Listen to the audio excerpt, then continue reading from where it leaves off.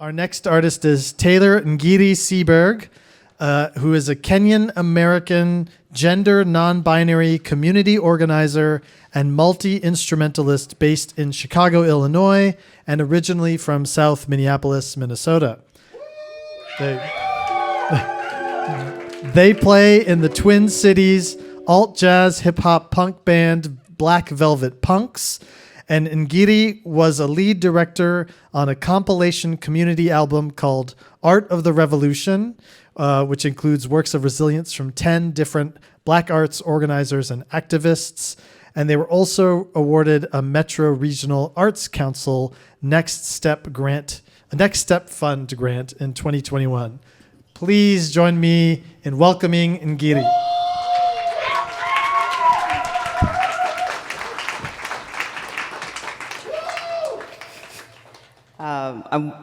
I'm wondering if people, first of all, I just want to say, thank you for the opportunity, and the first performance was really amazing and really grounding, and I'm wondering if folks would be down to do, a breathe in, hold, and breathe out to clear the air in the room, and I like to do that, and I'm also nervous, so if folks would be down, would you be down?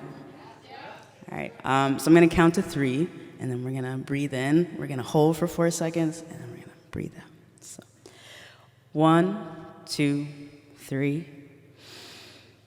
1, 2, 3, 4. And one more time.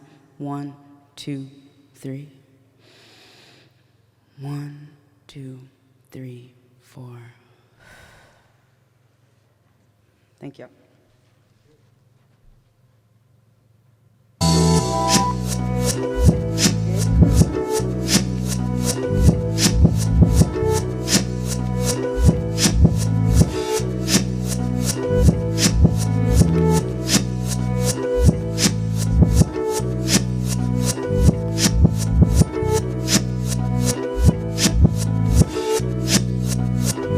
Baby, I know that you lie, keeping all the secrets that you keep except inside, in the norm, in the world, so you just try to act neat. Baby, come on, lean now.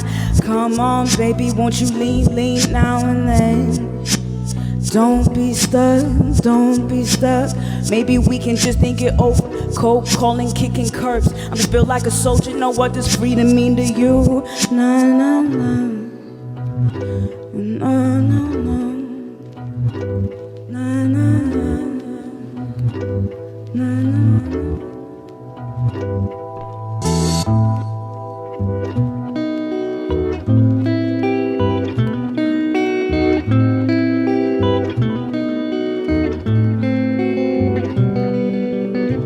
Grew up in the military, a war zone, and that behead a million cemeteries. So suicidal, I'ma smile when I get buried. But the money have you thinking, what the hell is happy?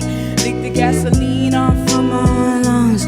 Functioning alcoholic with a Molotov, a workaholic. I won't sleep until my brain dies. I'm comatose enough to dream you think I'll look alive. You sleep, age, and catch your body. It's my life and not a hobby. Skip marks on the creases of your ghost.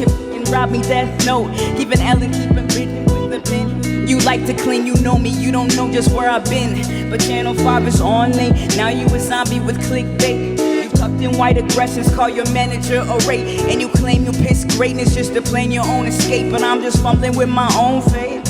Nah, nah.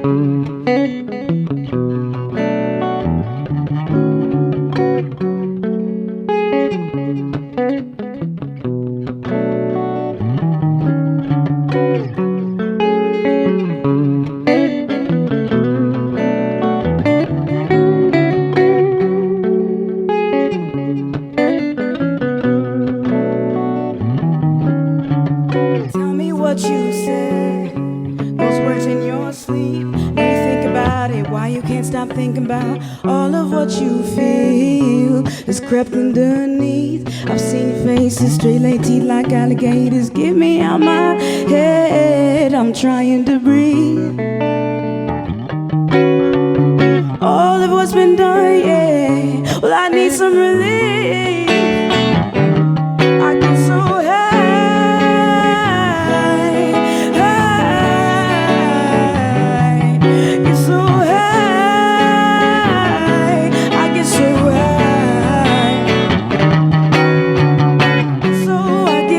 I get so. When I'm running away from you, when I'm running away from me, yeah.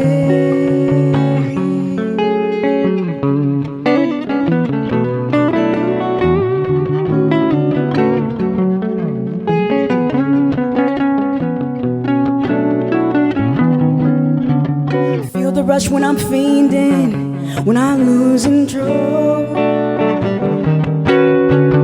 Please just get me out my mind, wanna lose control. Don't you know when I get this way, it just takes me to paradise. Lose my mind when I feel that right. I get so high, I get so high. Ooh, get so high.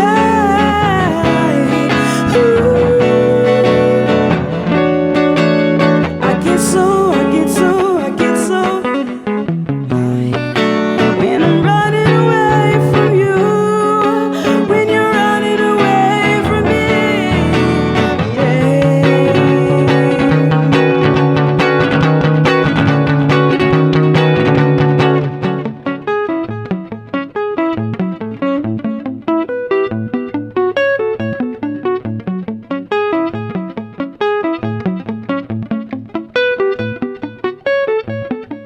What's your mind? Don't be shy. Don't you know it's on the horizon?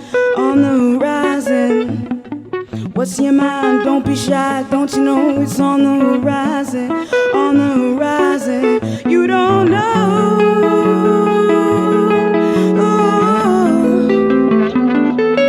You don't know.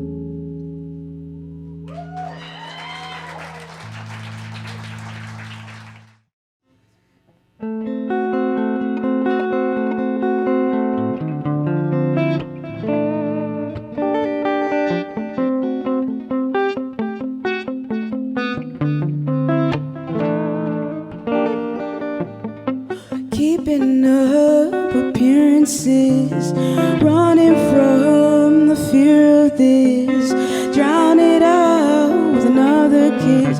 Feel ashamed what you promised. You broke bread and flesh, keep you running. Nothing close to what is becoming. Dance with death and you feeling nothing. Chase that heartache away, broken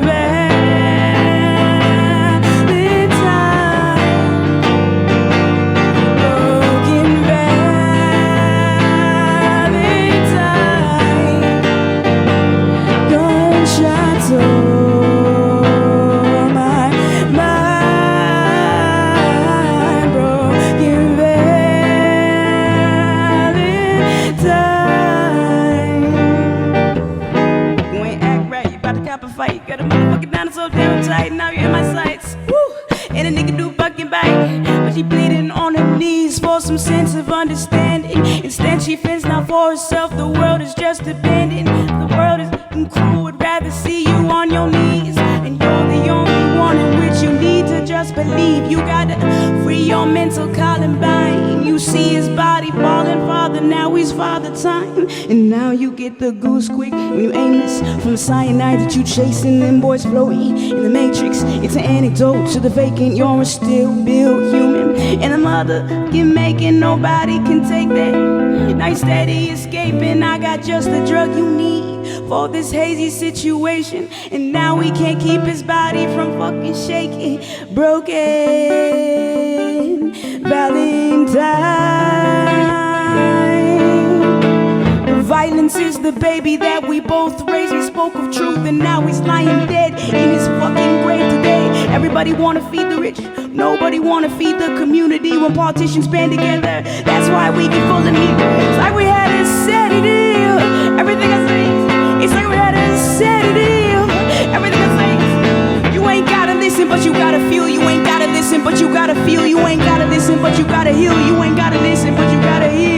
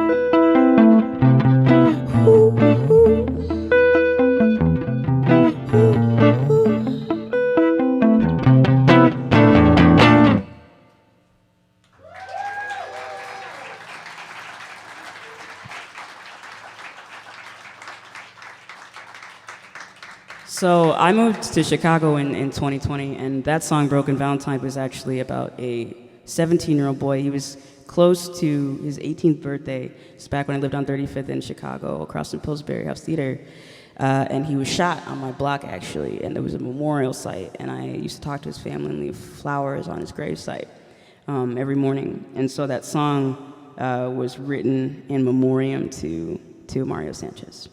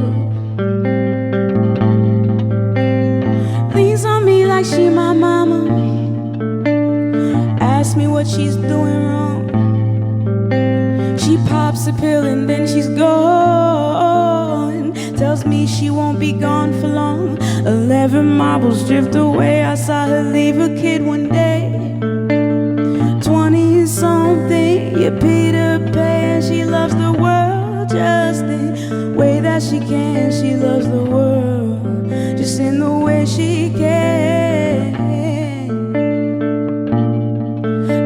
you can't buy love.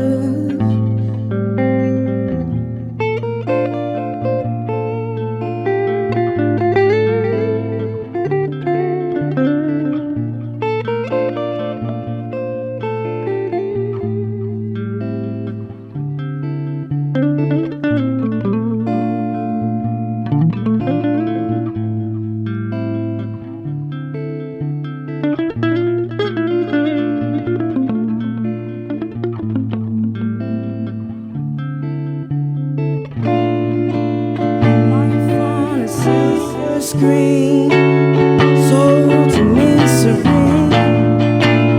built like a daydream, something that I believe.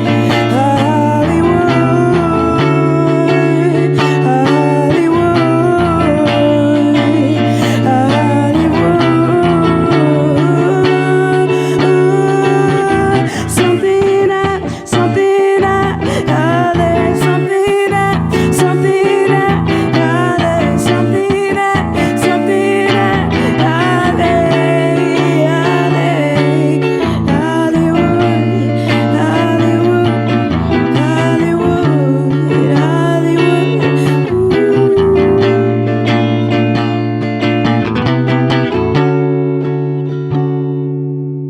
They say you can't buy love, but can you rent it in drops of fool's gold? They say you can't buy love, but can you rent it in drops of fool's gold? They say you can't buy love, but can you rent it in drops of fool's gold? They say you can't buy love, but can you rent it in drops of fool's gold? They say you can't buy love, but can you rent it in drops of fool's gold? They say you can't buy love, but can you rent it in drops of fool's gold? In drops of fool's gold,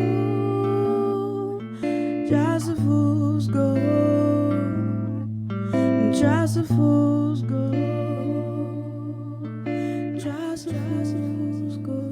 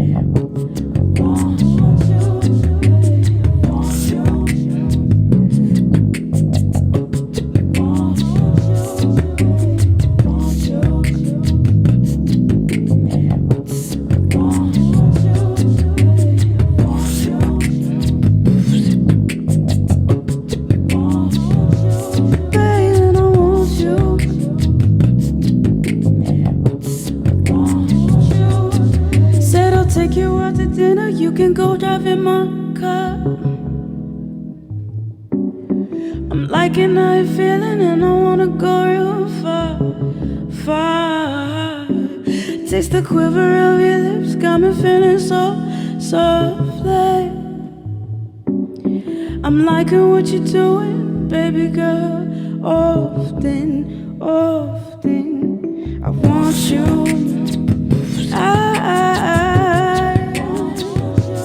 Baby, I want you.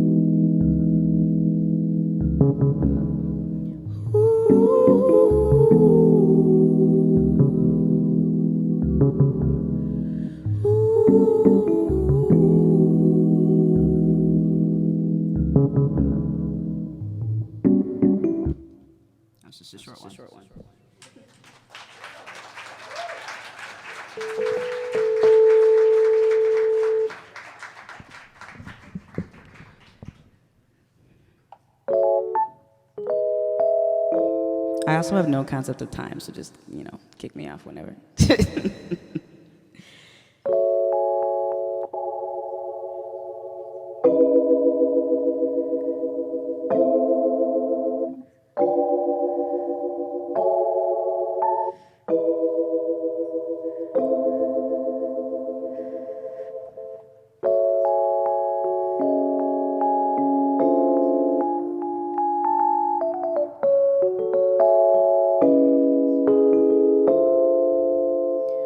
No feeling has got to be higher. No feeling has got to be higher.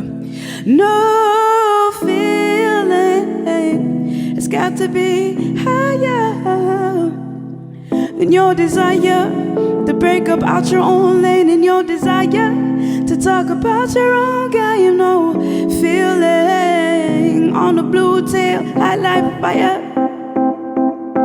Your talk is cheap, your flow is weak. You not in school, your shit is peak. Can't move in silence, be discreet. You so transparent, so oblique, and people passing problems for pennies. You ain't special, and they still paint me as the devil. Got my blue steel heavy metal, always been a rebel. You Inspector Gadget, I'm the Terminator blowing up your level. I'm the Terminator blowing up your level. Losing my head though, falling away. Peek through the window, there's no escape. River flowing, thoughts caving. Baby girl, you got thick skin. Don't lose your head though, gardens a meadow. Baby, look at the view. Apocalyptic flowers smell so sweet when in bloom. Like how sickening your scent is when you wear that perfume, and you walk around the block with such attitude. Intoxicate with what you exude, until you wrap your neck around and go and choke up the room, encased in these bad thoughts like I'm just wrapped in a tomb. But I'm still feeling you, and I'm still feeling you. Feeling so high key, got you sick now like flight leave. You've been on one, I might be. This groove just ignites me. She betting on her best behavior. Talk bland but got flavor. Been through a lot, nothing can save her. Now she gotta be your own savior. Got to be your own savior. Losing my head though, falling away. Peek through the window, there's no escape. River flowing, thoughts caving. Baby girl, you got thick skin. Don't lose your head though, gardens a meadow.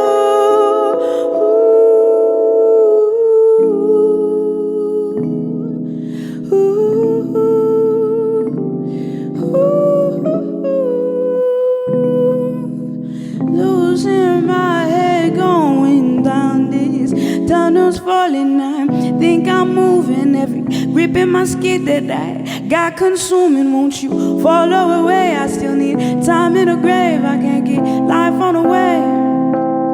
Losing my head though, I'm falling away. I peek through the window, there's no escape. And baby, river flowing, thoughts caving. Baby girl, you got thick skin. Don't lose your head though, gardens a meadow.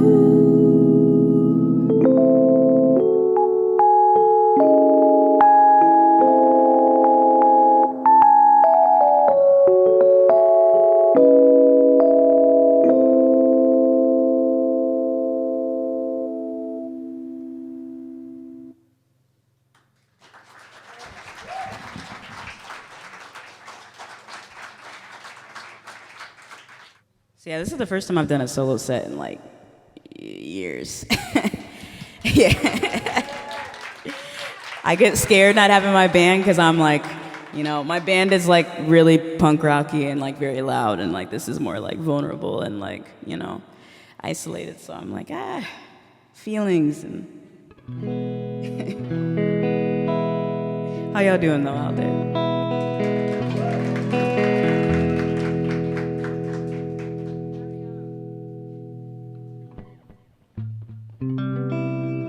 This one's just a. I keep doing that where I'm like, why do I try to talk with the echo on? But this one's actually a cover. I don't know if y'all know Moses Sumney, but he's like one of my favorite artists. And I saw him at Ice House like years ago, and the whole audience was just like jaw drop. Like nobody was talking, nobody was drinking. It was just like everybody was just. It was like church, you know.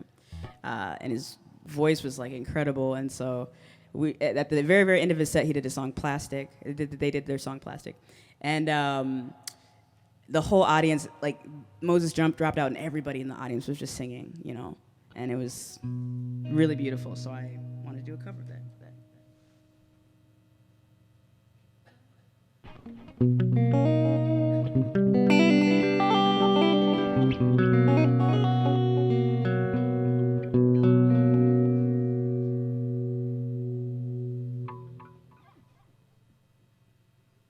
I know what it's like to be broken and be bold. Tell you how my silver is gold, though I'm much too old for make-believe. And I know what it's like, behold and not be held.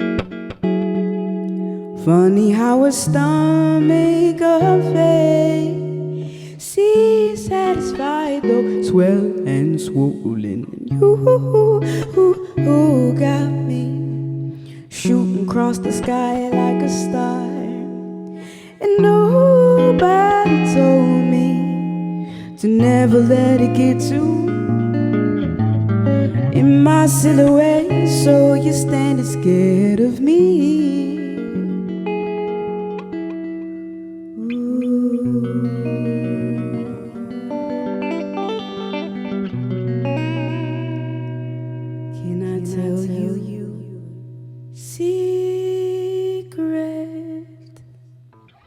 My wings are made of plastic. My wings are made of plastic. My wings are made of plastic. My wings are made of plastic. Oh, my wings are made of plastic. My wings are made of plastic. My wings are made of plastic. My wings are made of plastic. Oh, my wings are made of. And so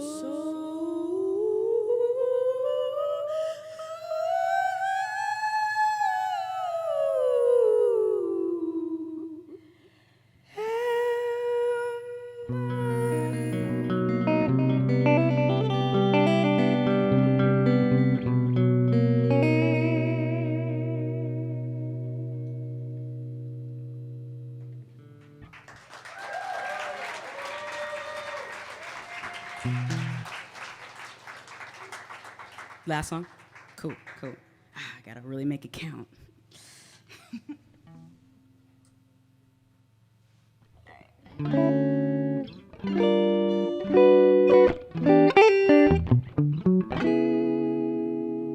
So I take a lot of inspiration from Kendrick Lamar, and I just watched Kendrick Lamar's Amazon concert in Paris with my auntie Drea, and yes, that's all I can say. I love Kendrick.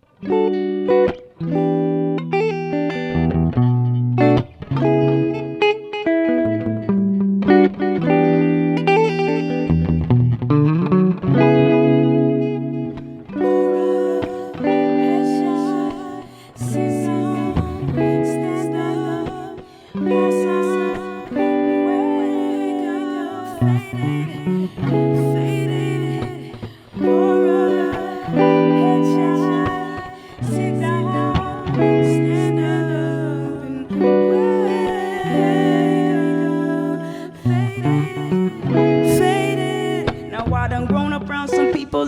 life in bottles. Granddaddy had the golden flashback stroke every day in Chicago. Some people like the way it feels. Some people wanna kill themselves. Some people wanna fit in with the popular. What's my problem? I was in the dark room, loud tunes, looking to make a vow soon. That I'ma get fucked up, filling up my cup when I see the crowd move. Injured by the minute, records on repeat. Look a sip to another sip, and somebody said to me, why you babysitting? Only 2 or 3 shots. I'ma show you how to turn it up a notch. First you grab a swimming pool full of liquor, dive in. Pool full of liquor, dive in. Oh, wave a few bottles, watch your mouth lock. Other girls wanna play, baby, watch. Got a swimming pool full of liquor, dive in, yeah, pool full of liquor. Headshot, sit down, stand up, pass out, wake up, faded. Okay. Open your mind up and listen to me, Kendrick. See, I am your conscience. If you cannot hear me, then you will be history, Kendrick. I know it's your nonsense right now, but I'm hoping to lead you to victory, Kendrick. If I take another one down, I'ma drown in some poison, abusing my limit and know that I'm feeling the vibe. I see the love and aroused. I see the feeling of freedom is granted as soon as the damage of vodka aroused. So that's how you capitalize. This is parental advice. Apparently, over-influenced by what I was doing, I thought I was doing the most. Till she said, why you babysitting? 2 or 3 shots. I'ma show you how to turn it up a notch. First you grab a swimming pool full of liquor, dive in, yeah, pool full of liquor, dive in, yeah, weigh a few bottles, watch your mouth lock. Other girls wanna play, baby, watch. Got a swimming pool full of liquor, dive in, yeah. Well, I'm faded, faded, well, I'm faded, faded, well,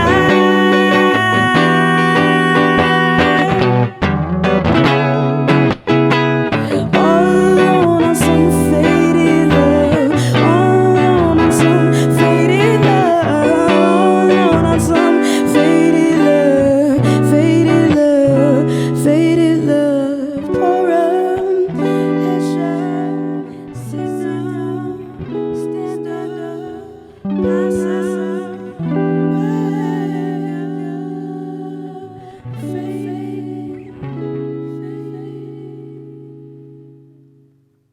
Thank you.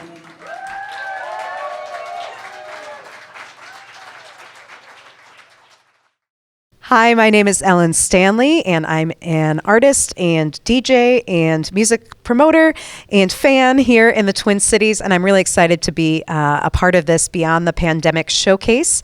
And it's sponsored by the University of Minnesota's Liberal Arts Engagement Hub and School of Music, and we're enjoying live performances by Twin Cities artists and artists both who live in the Twin Cities and are from here, and we're enjoying all kinds of performances. And after that, they are joining us here to talk a little bit more about their music and their lives and how the pandemic has shaped those things. And I'm so excited to have Taylor Ngiri Seaberg joining us right now. And they are originally from the Twin Cities and now live in Chicago, but you're back and forth. Tell us a little bit about your background, how you started making music, and in particular, kind of what led you to make the move or the back and forth move between Chicago and the Twin Cities.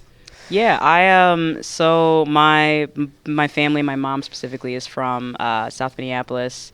I was born in Germany. I moved when I was 4 to the United States, and then my parents were divorced, so I was kind of shuttled back and forth between, living overseas and then living in the United States. And then in 2011, I went to school at Hamlin and St. Paul, so I was kind of like, that's when Midway and like the whole area kind of, like that's when like the Turf Club became like my favorite venue and like all those areas, because I grew up around it and I went to school for 4 years, and then I was Big V's. Yes, big V's. Yeah, and I remember Turf Club before First Avenue bought it, and there was like holes in the stage. I don't know. The Clown Lounge. The Clown Lounge. Yeah, like the terrifying Clown Lounge, but also I have played there in the basement area. But yeah, so I went to school here, and then in 2015, I actually, like, when I first graduated, I tried to live in Chicago, but I didn't have any money. I didn't have any connections. I was just like, I moved with $2,000, and then I had to immediately move back 4 or 5 months later. But then it ended up being a blessing in disguise because I was 23, and then I was playing at Honey Minneapolis.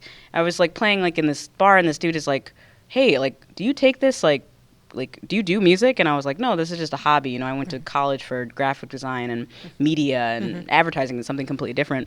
And so he was like, well, you should, you know, really take it seriously. And that was Ni Ajite Mensah, who, like, ended up being one of my mentors, who played bass, an amazing West African bass player in Minnesota. And so because of him, he really pushed me to be like, you should start a band. And he introduced me to Joe Davis, and he introduced me to my drummer Travion that I play with now in Black Velvet Punks.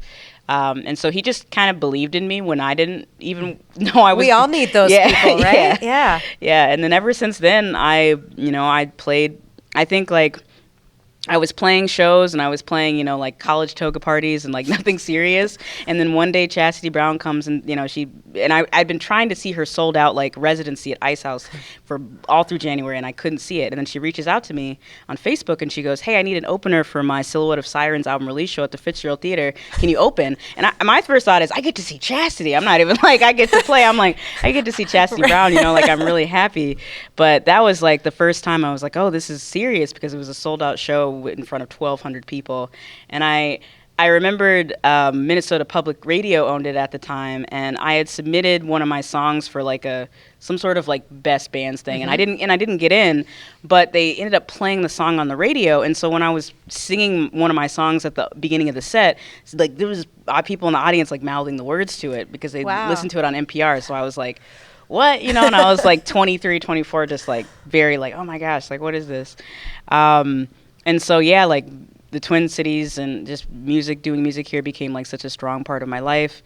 And then in 2020, I was doing a ton of organizing work around George Floyd, and I did a George Floyd benefit concert, which raised a lot of, like, I think it raised $2,000 of fundraising. Yeah, and when we worked in tandem with like the Pillsbury House Theater and like all of these, like, well, yeah, you said South Minneapolis. Yeah, I mean, this is right here, you know. Yeah. It was like literally like right around, you know. So this whole area was, you know, I lived on 35th in Chicago. I went from St. Paul to living in South Minneapolis when I got back from Chicago for the first time, and I just wanted to do a lot of community work. So when the pandemic hit, it was difficult because I had just started this new job at Minnesota Youth Collective as their operations manager.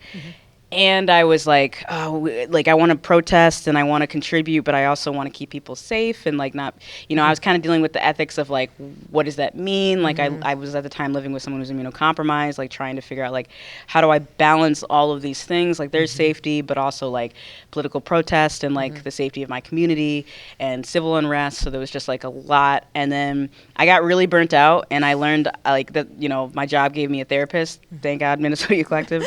And I was like, I need to take a break. I need to take a step back from community organizing. And I got a lot of grants to do protest photography and things like that. And then at the end of the year, I just wanted to change because I'd been here for like 10 years. And so I was like, I want to, you know, try Chicago again because I'm not 23 anymore, you know, I'm, you know, this is 27, 28. So I was like, yeah, I want to go.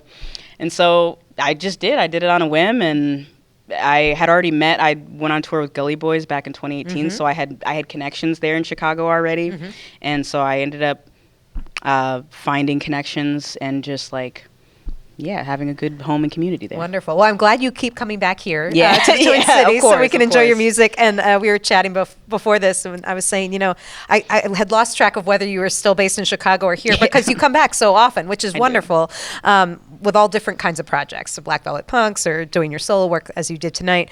But one thread that seems to weave through all of this is community, right? I mean, both collaboratively working with other musicians, with other kinds of artists, visual artists, community organizing. And I'd love to know during the pandemic, you know, how did that change for you? Some people say, you know, oddly, they became more connected, you know, because suddenly you're more globally connected. But there's a physical loss, right, of especially when you make music together, where you're like, oh, I can't gather with all these people. As you said, you're living with someone immunocompromised, you know. How did you have to shift how you thought about making music? So I remember the start of live streaming, and to be honest, I was not a fan of it. I was like, I don't know if I want to do live streaming concerts. I know, I don't know. There was like a random Facebook group where I feel like people were like posting live stream covers and stuff.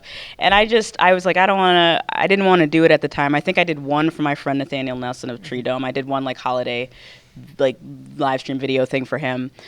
But I didn't really want to. I was like, I'm just going to wait and take this time to like actually be patient with my music. And because I did feel this need to gig all the time, especially because like I was always getting booked, and it kind of gave me a chance to like kind of sit down and sit back and like, and also my friend Eric, who lives in Chicago, who's like an amazing multi-instrumentalist. They play like 12 different instruments. They'd been throwing me their song to hop on for like years, so I finally got the time to do it. Yeah, had the time to like do it and sit down, and I recorded it. You know, I recorded it in my home studio. And that was a great thing, was being like, I can actually like sit down and focus on the projects that I haven't been able to because I've been gigging constantly. Yeah, I think there's often a push when you're a working musician, working to establish yourself, that you have to say yes to everything and do it all. But I think a lot of us have learned during the pandemic that slowing down isn't always a bad thing. And it causes you to do more creative things. So is there anything else that you did during the pandemic that you maybe surprised you, that you didn't think you'd ever do as an artist? I did get into screen printing, which I thought was a really cool process.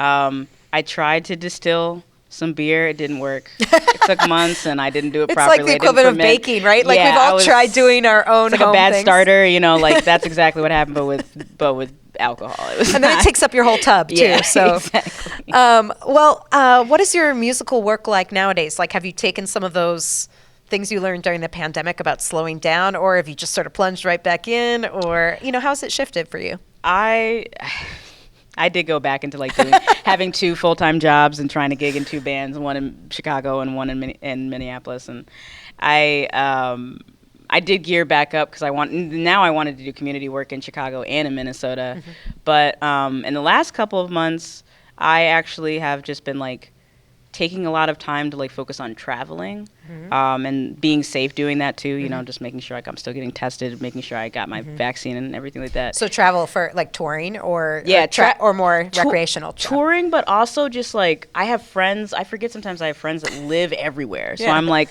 and I haven't seen them in years. Like I went to my friend Hannah's birthday in Atlanta for the first time last weekend, and I hadn't seen her in 3 years since the start of the pandemic. So I finally just got to go like out and see her and got to experience the community that catching up on life. Yes, catching up. Yeah, exactly. That's great.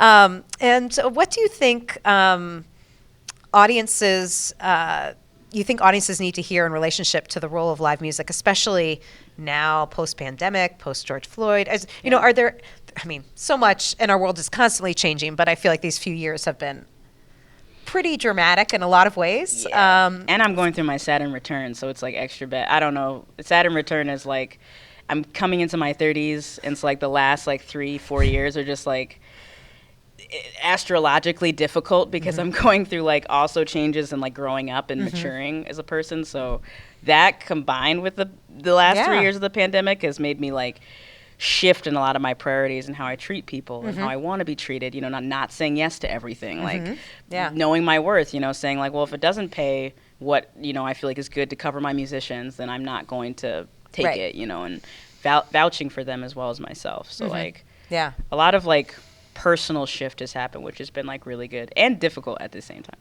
And what do you think maybe folks who maybe aren't musicians might need to know about what it's like to make music, or the value of music in today's world?